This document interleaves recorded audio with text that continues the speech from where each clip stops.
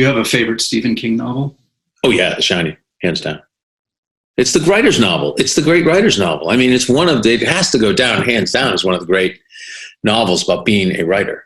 So forget everything else. It's about the stress of trying to create and the feeling that you're losing it, and all the sort of attendant things that go with it, the stress of a family, the stress of being interrupted, the stress of, all these, that's, I think, one of the great underrated writer novels.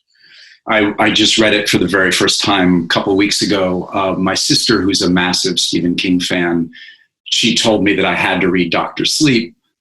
And I said, do I need to read The Shining first? And she said, no, you can skip that one. That's one of his early ones, which aren't as good.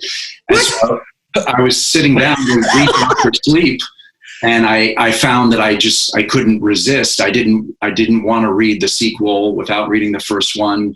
And so I read The Shining, and I would have to agree with you on this one, though I love my sister. Yeah, and also your sister that's very, the thing about King is King's had serious stages in his life, but as a writer, but everyone agrees those first several novels, when you're talking Salem's Lot, The Shining, The Stand. I mean, that's a hell of a Dead Zone. He was, as a popular writer, as that's the greatest, maybe one of the great runs in commercial fiction, in my opinion, in terms of quality. You just go, holy God. And horror, I think it cemented him as the greatest horror writer ever.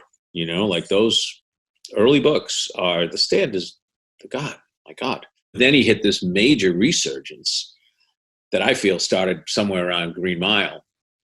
And then the books just started to just take off again. Again, I don't know if it's because he got the kids out of the house or what. Yeah.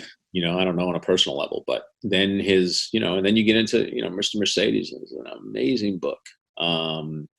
And what was the last one? The Institute was terrific too. So he's hitting it. That one yet? Yeah.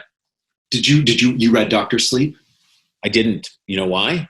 Because I was so freaked out as a kid by The Shining. I literally told Steve once when I was with him, I said, "There's a house next door to me. It's for sale. It's a beautiful house, but I won't buy it because the street number is 217. I would never buy anything with 217 in it because I was so freaked out as a kid by that book." So Dr. Sleep, I started to read. And I was reading it in a spooky old hotel. And I fucking stopped. I was like, I can't do this. And it's not like when you're a kid and you read and you get freaked out and it's fun. I get freaked out now. I'm like, I got to sleep, man. I can't be like staying up all night freaking out, Yeah. So I passed because the greatest compliment in the world to a horror writer, I passed because it was too scary.